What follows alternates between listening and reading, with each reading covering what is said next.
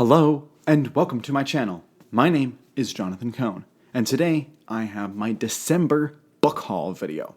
It's not quite the end of the month as I'm recording this, but I had so many books on the list, I was like, you know what, I'm going to go ahead and do it, and whatever books I buy after this point in the month are going to roll into my January book haul, because that's how many books I'm buying right now, but still, I thought it was apt time to go ahead and do my December book haul. I have a lot of books here, haven't even counted them yet, but we'll find out together.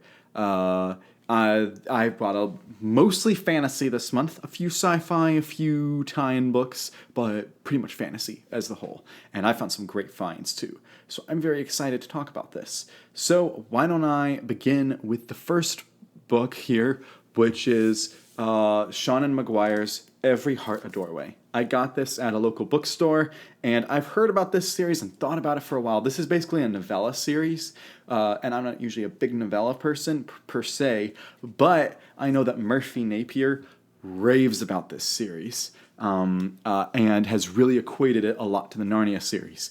Now, I know that Seanan McGuire and C.S. Lewis have polar opposite world views, but the premise intrigued me when I read the blurb, and also when I heard Murphy's review. So I thought, why not get this book and try it out? If I don't like it, I won't read the rest of the series, but if I do, hey, now I have a new novella series to read. The next book I have is book 1 in the Voyager Spirit Walk duology, Old Wounds. Now, I've read most of the Voyager novels by Christie Golden and all of the ones by Kirsten Beyer. And that's really the only two Voyager authors I'm really interested in, because they're the only two that actually told, like, big stories there. However, finding the Spirit Walk duology is really hard. It's super hard to find this anywhere in local bookstores. And they're online that I could buy from maybe books, but I never feel excited to do that. But I found this one at my local bookstore, and I snatched it up. And so once I have book 2, I will get to reading these, and I'll have really beefed up my Voyager collection. Because Voyager is my favorite TV show for Star Trek. I know that's sacrilegious, but it's my favorite TV show and has my favorite characters. It does not have my favorite episodes. But it's still really good. Let's continue on. Another book I have on my list is the book Blood Rights by Jim Butcher. This is the 6th book in the Dresden Files. I've read the first 5 books, and I'm really getting into it, and I need to read more, but I'm going to trickle this. And instead of buying a bunch of them at once, I'm going to trickle through. Buy a book this month, buy a book a few months later, buy a book a few months later. I read 2 books in 2019, didn't read any in 2020. Then in 2021, I read 1 towards the end of the year, and then in 2022, I read 2. So I envision reading probably 2 in 2023, possibly read 3 if my schedule allows it, but probably about 2-ish is probably a better average. So this will be sometime on the TV on my list. So I bought that this month. I also bought the 3rd book in Elizabeth Moon's The Deed of Paksenarrion, book called Oath of Gold, which this has this classic fantasy like cover from like the 80s and 90s that I love this cover, and an interesting Bane design for their fantasy logo, which they have since retired. I'm really interested in reading this book trilogy. I don't have the first 2 books, so I obviously will not get anywhere near to starting this book, but I am interested in reading it eventually whenever I can find books 1 and 2. And the only reason I'm picking this up is because of the recommendation of Brian Lee Durfee, who has purchased the books and read them and reviewed them, and I watched his reviews and his hauls, and I was like, he's really getting into this author. I was like, you know what, I want to give her a chance as well. So that's why I got this book. Next, I have a trilogy that I bought, that I was super happy that I bought it, and that was the Farseer trilogy by Robin Hobb. I have The Assassin's Apprentice with the classic Michael Whelan cover. I also got Royal Assassin with another classic Michael Whelan cover. And I got Assassin's Quest with not Michael Whalen, but instead with Stephen Ewell, I believe. Let me make sure. Yep, Stephen Ewell. And I really like the way the three covers go together, even though these two are by one author and this one's by a different author. I mean, not author, artist, cover artist. I still like the way they all mesh together. And this is that classic original look to them that I really like. And you don't see these in bookstores often, in used bookstores. I got them all used, but still, it's pretty nice. I have the first two books. I've read the first book, and I intend to read the rest. But I have books 1 and 2 that are this new cover, which I just don't like, can't stand it. Unfortunately, the newest books are only released in these covers. But still, I have these and was going to read them as the second one eventually because I enjoyed the first book. Its style's not for me, but it was enjoyable. But when I saw this classic version of the cover, I was like, that's a score. I need to get them. And I got them for very cheap. The whole set for $7.50 when it should have gone as being used books for a lot more. I know that they have, the first one in particular has some fraying, but it's worth it in my opinion.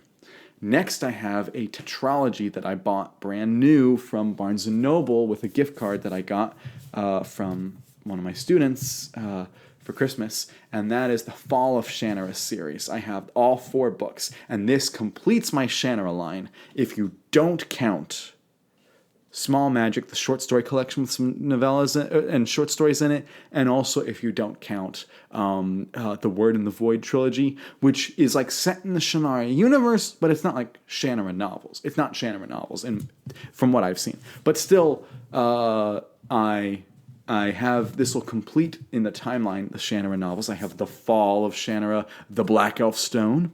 I also have The Scar Invasion, The Steel Assassin, and The Last Druid. And I really like these covers, not because of the style of the artwork, because it's got that kind of like more realistic to it, and I prefer the big painting. But what I like is that in the first book, you can't see who's on the cover, really. And then the second book, you start to see a little bit more of them. And then the third book, you see her from the side frame. And then in the fourth book, you see her completely. And I think that's a really cool artistic choice that they made in this trilogy. So I'm excited to read it, and I am hoping it is a good send-off. Just about everyone I know who has read it loved this as a final trilogy.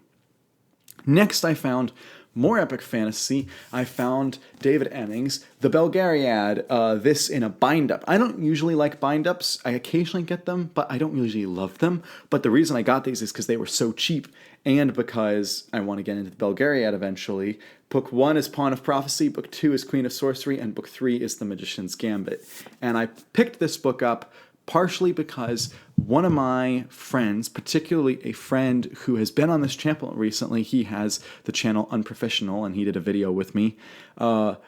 He is starting to read Pawn of Prophecy right now, and he was like, have you heard of this series? I was like, yeah, but I haven't read it yet. And I was like embarrassed that there's a fantasy series that he's reading that I'm not. So I was like, I gotta get the books so that I can read them with you.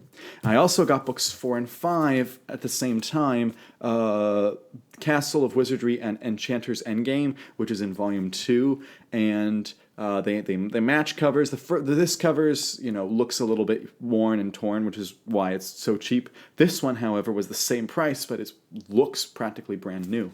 So I'm very excited to get to these eventually. Boy, do I have a lot of fantasy. I said in a video that's coming out soon that one of my goals is to read a lot more fantasy in the new year, in 2023, and I have no excuse with all the fantasy books I've bought in the last few months.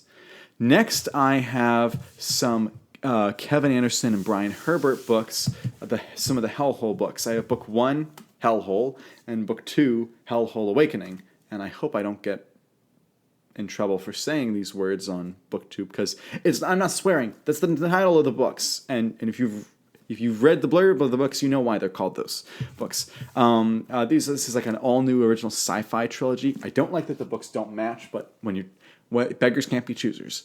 And I, of course, love Kevin Anderson's style. I've read a lot of Kevin Anderson books. I've really enjoyed them. I'm about to get into his and Brian Herbert's collaboration in the Dune universe, and I'm sure I'll love those because I love Anderson so much.